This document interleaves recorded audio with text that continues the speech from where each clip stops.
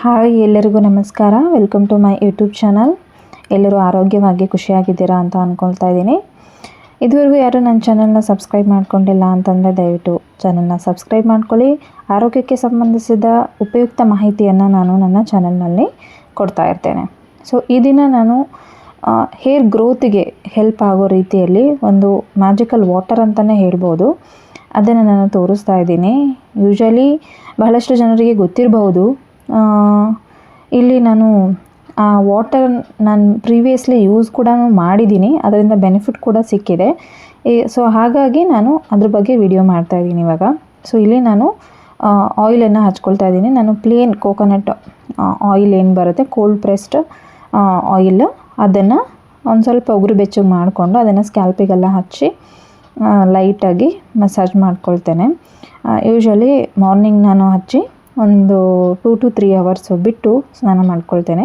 ಓವರ್ನೈಟು ಕೆಲವೊಂದು ಸಲ ಹಚ್ತೇನೆ, ಕೆಲವೊಂದು ಸಲ ಯಾವಾಗ ಟೈಮ್ ಹೇಗೆ ಮ್ಯಾನೇಜ್ ಆಗುತ್ತೆ ಅದ್ರ ಮೇಲೆ ಡಿಪೆಂಡ್ ಆಗಿರುತ್ತೆ. ಸೊ ಹೇರ್ ಫಾಲ್ ಯಾವೆಲ್ಲ ರೀಸನಿಗೆ ಆಗುತ್ತೆ ಅಂತ ನಾವು ನೋಡ್ಕೋಬೇಕಾಗತ್ತೆ. ಯಾಕಂದರೆ ಕೆಲವೊಂದು ಸಲ ನಾವು ಕಾರಣವನ್ನು ಅಡ್ರೆಸ್ ಮಾಡಿದಾಗ ಎಕ್ಸಾಕ್ಟ್ ಯಾವ ಕಾರಣದಿಂದ ನಮಗೆ ಹೇರ್ ಫಾಲ್ ಆಗ್ತಿದೆ ಅಂತ ತಿಳ್ಕೊಂಡು ಅದಕ್ಕೆ ನಾವು ಅಡ್ರೆಸ್ ಮಾಡ್ಕೋಬೇಕಾಗತ್ತೆ. ಸೊ ಕೆಲವೊಂದು ಸಲ ನ್ಯೂಟ್ರಿಷನಲ್ ಡೆಫಿಷಿಯನ್ಸೀಸಿಂದ ನಮಗೆ hair fall deficiency, vitamin B12 ಇರ್ಬೋದು, ಅಥವಾ ಪ್ರೋಟೀನ್ ಡೆಫಿಷಿಯನ್ಸಿ, ನಾವು ಆಹಾರದಲ್ಲಿ ಸಾಕಷ್ಟು ಪ್ರಮಾಣದಲ್ಲಿ ಪ್ರೋಟೀನನ್ನು ಕೂಡ ತಗೊಳ್ತಿಲ್ಲ ಅಂತಂದರೆ ಆಗಲೂ ಕೂಡ ಹೇರ್ ಫಾಲ್ ಆಗುವಂಥ ಚಾನ್ಸಸ್ ಇರುತ್ತೆ. ಯಾಕಂದರೆ ನಮ್ಮ ಹೇರ್ ಸ್ಟ್ರ್ಯಾಂಡ್ಸ್ ಏನಿದೆ ಕೆರಾಟಿನ್ ಪ್ರೋಟೀನಿಂದನೇ ಮಾಡಿರೋದು. ಸೊ ಹಾಗಾಗಿ ನಮಗೆ ಪ್ರೋಟೀನ್ ಅವಶ್ಯಕತೆ ಭಾಳಷ್ಟು ಇರುತ್ತೆ. ಯಾವಾಗ ನಾವು ಸಾಕಷ್ಟು ಪ್ರಮಾಣದಲ್ಲಿ ಪ್ರೋಟೀನ್ ತೊಗೊಳ್ಳಲ್ಲ ಆಗ ಕೂಡ ಹೇರ್ ಫಾಲ್ ಆಗುತ್ತೆ.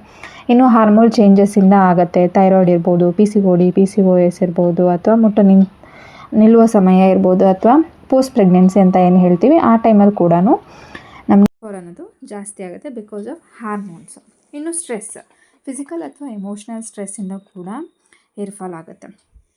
ಇನ್ನು ಕೆಲವೊಂದು ಸ್ಕ್ಯಾಲ್ಪ್ ಕಂಡೀಷನ್ಸ್ ಇರುತ್ತೆ, ಡ್ಯಾಂಡ್ರಫ್ ಇರ್ಬೋದು, ಫಂಗಲ್ ಇನ್ಫೆಕ್ಷನ್ಸ್ ಇರ್ಬೋದು. ಸೊ ಈ ರೀತಿಯಲ್ಲಿ ಸ್ಕ್ಯಾಲ್ಪ್ ಕಂಡೀಷನ್ಸ್ ಇದ್ದಾಗೂ ಕೂಡ ಹೇರ್ ಫಾಲ್ ಆಗುತ್ತೆ. ಇನ್ನು ಹೇರ್ ಕೇರ್ ಪ್ರಾಡಕ್ಟ್ಸ್ ಇರ್ಬೋದು, ಅಥವಾ ಪ್ರಾಕ್ಟೀಸಸ್ ಇರ್ಬೋದು, ಲೈಕ್ ಹೀಟ್ ಸ್ಟೈಲ್ ಮಾಡೋದಿರ್ಬೋದು, ಅಥವಾ ಫ್ರೀಕ್ವೆಂಟಾಗಿ ಸ್ಟ್ರೈಟ್ನಿಂಗು, ಕೆಮಿಕಲ್ ಬೇಸ್ಡ್ ಪ್ರಾಡಕ್ಟ್ಸ್ನ ಯೂಸ್ ಮಾಡುವಂಥದ್ದು, ಟೈಟಾಗಿ ಪೋನಿ ಹಾಕುವಂಥದ್ದು, ಅಥವಾ ಕೆಲವೊಂದು ಮೆಡಿಕಲ್ ಕಂಡೀಷನ್ಸ್ ಇರುತ್ತೆ ಲೈಕ್ ಅನಿಮಿಯಾ ಇರ್ಬೋದು, ಅಥವಾ ಅಲೋಪೇಶಿಯಾ ಏರಿಯಾಟಾ ಅಂತ ಹೇಳ್ತೀವಿ. ಅಂದರೆ ಪ್ಯಾಚಿ ಹೇರ್ ಲಾಸ್ ಆಗುತ್ತೆ. ಸೊ ಅದೊಂದು ಆಟೋ ಇಮ್ಯೂನ್ ಕಂಡೀಷನ್, ಅಲ್ಲಿ ಕೂಡ ಹೇರ್ ಫಾಲ್ ಅನ್ನೋದಾಗುತ್ತೆ. ಇನ್ನು ಮೆಡಿಕೇಷನ್ಸ್, ಕೆಲವೊಬ್ಬರಿಗೆ BP ಮೆಡಿಕೇಷನ್ಸ್ ಇರ್ಬೋದು, ಅಥವಾ ಡಿಪ್ರೆಷನ್ನಿಗೆ ಕೊಡುವಂಥ ಮೆಡಿಕೇಷನ್ಸ್ ಇರ್ಬೋದು, ಅಥವಾ ಕೀಮೋಥೆರಪಿ, ಕ್ಯಾನ್ಸರಲ್ಲಿ ಕೊಡುವಂಥ ಟ್ರೀಟ್ಮೆಂಟಿಂದನೂ ಕೂಡ ಹೇರ್ ಫಾಲ್ ಆಗುತ್ತೆ. ಇನ್ನು ಜೆನೆಟಿಕ್ಸ್, ಲೈಕ್ ಕೆಲವೊಬ್ಬರಿಗೆ ಮೇಲ್ ಟೈಪ್ ಆಫ್ ಬಾಲ್ನೆಸ್ ಇರುತ್ತೆ, ಕೆಲವೊಬ್ಬರಿಗೆ ಫೀಮೇಲ್ ಟೈಪ್ ಆಫ್ ಬಾಲ್ನೆಸ್ ಇರುತ್ತೆ. So it depends on genetics, ಯಾವ ರೀತಿಯಲ್ಲಿ ಹೇರ್ ಫಾಲ್ ಆಗುತ್ತೆ ಅಂತ ಹೇಳಿಬಿಟ್ಟು. ಸೊ ಇವೆಲ್ಲವೂ ಕೂಡ ರೀಸನ್ಸ್, ಯಾವ ಕಾರಣದಿಂದ ನಮಗೆ ಹೇರ್ ಫಾಲ್ ಆಗ್ತಿದೆ ಅಂತ ತಿಳ್ಕೊಂಡು ಆ ಕಾರಣವನ್ನು ನಾವು ಅಡ್ರೆಸ್ ಮಾಡಬೇಕಾಗತ್ತೆ. ಇನ್ನು ರೋಸ್ಮೆರಿ ನಮಗೆ ಎಲ್ಲಿ ಹೆಲ್ಪ್ ಆಗುತ್ತೆ ಅಂತ ನೋಡೋದಾದರೆ, ಕೆಲವೊಂದು ಸಲ because of free radical damage ನಮ್ಮ ಹೇರ್ ಫಾಲಿಕಲಲ್ಲಿ ಇನ್ಫ್ಲಮೇಷನ್ ಅನ್ನೋದು ಉಂಟಾಗುತ್ತೆ. ಸೊ ಯಾವಾಗ ಅಲ್ಲಿ ಇನ್ಫ್ಲಮೇಷನ್ ಉಂಟಾಗುತ್ತೆ ಹೇರ್ ಫಾಲಿಕಲ್ಸಲ್ಲಿ, ಅದು ಹೇರ್ ಗ್ರೋತ್ ಆಗಲಿಕ್ಕೆ ಸ್ಟ್ಯಾಗ್ನೆಂಟ್ ಆಗಿರುತ್ತೆ. ಸೊ ಹಾಗಾಗಿ ನಮ್ಮ ರೋಸ್ಮೆರಿ ಏನು ನಾವು ಯೂಸ್ ಮಾಡ್ತೇವೆ ಅದನ್ನು ಹೇರ್ ಫಾಲಿಕಲ್ಸನ್ನು ಸ್ಟಿಮ್ಯುಲೇಟ್ ಮಾಡುತ್ತೆ. ಸೊ ಆಗ ಮತ್ತು ಹೇರ್ ಫಾಲಿಕಲ್ ಇರೋವಂಥ ಇನ್ಫ್ಲಮೇಷನನ್ನು ಕಡಿಮೆ ಮಾಡುತ್ತೆ. ಸೊ ಆಗ ನಿಮಗೆ ಹೇರ್ ಗ್ರೋತ್ ಅನ್ನೋದು ಸ್ಟಾರ್ಟ್ ಆಗುತ್ತೆ. ಇಲ್ಲಿ ನೋಡ್ಬೋದು ರೋಸ್ಮೆರಿ ಲೀವ್ಸ್, ಇಲ್ಲಿ ಈಸಿ ಗ್ರೋ ಅಂತ ಹೇಳಿ ಒಂದು ಬ್ರ್ಯಾಂಡ್ ಆನ್ಲೈನಲ್ಲಿ ತರಿಸಿದ್ದು. ನನಗೆ ಇದು ನಾನು ಯೂಸ್ ಮಾಡಿದಾಗ ನನಗೆ ಬಹಳಷ್ಟು ಚೆನ್ನಾಗಿ ರಿಸಲ್ಟ್ಸ್ ಸಿಕ್ತಂತಲೇ ಹೇಳ್ಬೋದು. ಸೊ ಇಲ್ಲಿ ನಾನು ಒಂದು ಲೋಟದಷ್ಟು ನೀರು ಇಟ್ಕೊಂಡಿದ್ದೇನೆ, ಅದಕ್ಕೆ 1-1.5 ಚಮಚದಷ್ಟು ರೋಸ್ಮೆರಿಯನ್ನು ಹಾಕಿ ಕುದಿಸ್ಕೋಬೇಕು. ಅದನ್ನು ಕುದಿ ಬಂದಮೇಲೆ ಒಂದು 5 to 6 minutes ಅಂತ ಹೇಳ್ಬೋದು. ಅದು ಕುದಿ ಬಂದಮೇಲೆ ಕಲರ್ ಚೇಂಜ್ ಆಗುತ್ತೆ, ಟೀ ಡಿಕಾಕ್ಷನ್ ಥರ ಬರುತ್ತೆ. ಅದಕ್ಕೆ ನಾನು ಒಂದು ಸ್ವಲ್ಪ 1/4 ಚಮಚದಷ್ಟು ಮೆಂತ್ಯ ಕಾಳುಗಳನ್ನು ಕೂಡ ಹಾಕ್ಕೊಂಡಿದ್ದೇನೆ. ಯಾಕಂದರೆ ಮೆಂತ್ಯ ನಮ್ಮ ಹೇರ್ಸಿಗೆ ಒಳ್ಳೆಯದಂತ ನಮ್ಮೆಲ್ಲರಿಗೂ ಗೊತ್ತು, ಬಟ್ ಅದರ ಎಫೆಕ್ಟ್ ಚೆನ್ನಾಗಿರಲಿ ಅಂತ ಹೇಳಿಬಿಟ್ಟು, ಇನ್ನೂ ಎನ್ಹಾನ್ಸ್ ಆಗಲಿ ಅಂತ ಹೇಳಿಬಿಟ್ಟು ಅದ್ರ ಜೊತೆ 1/4 ಚಮಚದಷ್ಟು ಮೆಂತ್ಯ ಕಾಳು ಕೂಡ ಹಾಕ್ಕೊಂಡಿದೆ. ಸೊ ಅದು ಟೀ ಡಿಕಾಕ್ಷನ್ ರೀತಿಯಲ್ಲಿ ಕಷಾಯ ಟೈಪ್ ಆಗುತ್ತೆ. ಅಲ್ಲಿವರೆಗೂ ಒಂದು ಸ್ವಲ್ಪ ಕುದಿಸ್ಕೊಳ್ಳಿ, ಲೈಕ್ 7 to 8 minutes ಹಂಗೆ ಆಗುತ್ತೆ. ಅದಾದಮೇಲೆ ಅದು ಸ್ವಲ್ಪ ತಣ್ಣಗಾದಮೇಲೆ ಅದನ್ನು ಫಿಲ್ಟರ್ ಮಾಡಿ ಒಂದು ಸ್ಪ್ರೇ ಬಾಟಲ್ಗೆ ಹಾಕ್ಕೊಂಡು ಯೂಸ್ ಮಾಡ್ಕೊಳ್ಬೋದು. ಇನ್ನು ರೋಸ್ಮೆರಿ ನಮ್ಗೆ ಹೇಗೆ ಹೆಲ್ಪ್ ಮಾಡುತ್ತೆ ಅಂತ ನೋಡೋದಾದರೆ, ರೋಸ್ಮೆರಿ ಒಂದು ಹರ್ಬ್ ಅಂತಲೇ ಹೇಳ್ಬೋದು. ಸೊ ಅದರಲ್ಲಿ ಬಹಳಷ್ಟು ಆ್ಯಂಟಿ ಆಕ್ಸಿಡೆಂಟ್ಸ್ ಇರುತ್ತೆ ಮತ್ತು ಆ್ಯಂಟಿ ಇನ್ಫ್ಲಮೇಟರಿ ಪ್ರಾಪರ್ಟಿ ಇರೋದರಿಂದ ಸೊ ಅದು ನಮ್ಮ ಸ್ಕ್ಯಾಲ್ಪಿಗೆ ಅಪ್ಲೈ ಮಾಡಿದಾಗ because of its chemical contents like rosmarinic acid ಅಂತ ಇರುತ್ತೆ, ಕಾರ್ನೋಸಿಕ್ ಆ್ಯಸಿಡ್ ಅಂತ ಇರುತ್ತೆ, ಆ್ಯಂಡ್ ದೆನ್ ಯುರ್ಸೋಲಿಕ್ ಆ್ಯಸಿಡ್ ಅಂತ ಇರುತ್ತೆ. ಸೊ ಇಲ್ಲವೂ ಕೂಡ ಬ್ಲಡ್ ಸರ್ಕ್ಯುಲೇಷನ್ ಅನ್ನೋದನ್ನು ಇಂಪ್ರೂವ್ ಮಾಡುತ್ತೆ ಸ್ಕ್ಯಾಲ್ಪಲ್ಲಿ. ಸೊ ಯಾವಾಗ ಬ್ಲಡ್ ಸರ್ಕ್ಯುಲೇಷನ್ ಇಂಪ್ರೂವ್ ಆಗುತ್ತೆ ಅಲ್ಲಿ ಹೇರ್ ಫಾಲಿಕಲ್ಸಲ್ಲಿ ಸ್ಟಿಮ್ಯುಲೇಟ್ ಆಗುತ್ತೆ. ಮತ್ತು ಒಂದು ರೋಸ್ಮೇರಿ ಒಂದು ಪ್ರಾಪರ್ಟಿ ಅಂತಲೇ ಹೇಳ್ಬೋದು, ಹೇರ್ ಫಾಲಿಕಲ್ಸನ್ನು ಸ್ಟಿಮ್ಯುಲೇಟ್ ಮಾಡುವಂಥದ್ದು. ಮತ್ತು ಹೇರ್ ಫಾಲಿಕಲ್ಸಲ್ಲಿ ಉಂಟಾಗಿರುವಂಥ ಇನ್ಫ್ಲಮೇಷನನ್ನು ಕಡಿಮೆ ಮಾಡುತ್ತೆ. ಸೊ ಹಾಗಾಗಿ ಯಾವಾಗ ಇನ್ಫ್ಲಮೇಷನ್ ಅನ್ನೋದು ಕಡಿಮೆ ಆಗುತ್ತೆ ಮತ್ತು ಹೇರ್ ಫಾಲಿಕಲ್ ಸ್ಟಿಮ್ಯುಲೇಟ್ ಆಗುತ್ತೆ, ಆಟೋಮೆಟಿಕ್ಕಾಗಿ ಹೇರ್ ಗ್ರೋತ್ ಅನ್ನೋದು ಕಾಣಿಸ್ಕೊಳ್ಳುತ್ತೆ.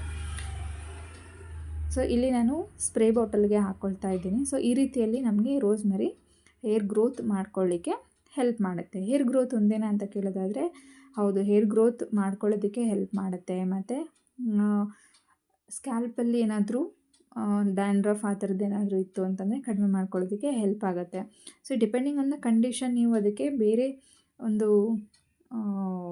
ಬೇರೆ ರೆಮಿಡಿ ಕೂಡ ಆ್ಯಡ್ ಮಾಡ್ಕೊಳ್ಬೋದು. ಈಗ ನಿಮಗೆ ಡ್ಯಾಂಡ್ರಫ್ ಇತ್ತು ಅಂತಂದರೆ ಡ್ಯಾಂಡ್ರಫ್ ಯಾವ ಕಾರಣದಿಂದ ಬರುತ್ತೆ, ಒಂದು ನ್ಯೂಟ್ರಿಷನಲ್ ಡೆಫಿಷಿಯನ್ಸಿಯಿಂದ ಬರುತ್ತೆ ಅಥವಾ ಫಂಗಲ್ ಇನ್ಫೆಕ್ಷನಿಂದ ಬರುತ್ತೆ.